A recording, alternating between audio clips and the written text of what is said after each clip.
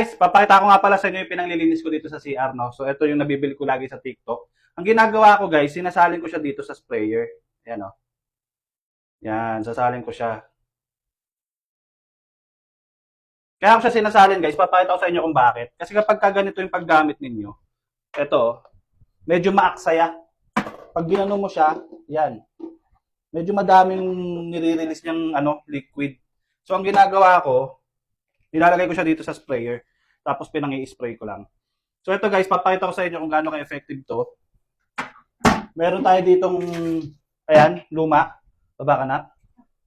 Kita niyo yan guys, i-sprayan natin yan. Yan. Sprayan lang natin. Kita niyo yan guys ha, so, sa sobrang tagal niyan, sobrang kapal na nung niyan, libag. Yan oh. Kita niyo, sobrang kapal na nung libag. So ni-sprayan ko lang yan ng ganyan. Yan. Ito kasi guys, kapag ka-spray yung ginamit ko, mas natitipid ko siya kaysa yung binubuhusan ko siya. Mabilis maubos. Ayun na guys, oh. Grabe, oh.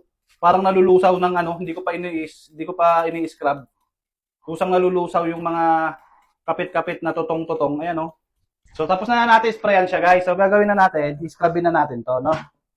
So, meron tayo dito pang scrub. Okay, papakita natin. Ayan, pakita natin. Ayan o, bumagsak po sa yung mga libag-libag niya. Dito tayo sa makapal. Asan yung makapal? Ayan. Wala na, yung makapal lumipis na.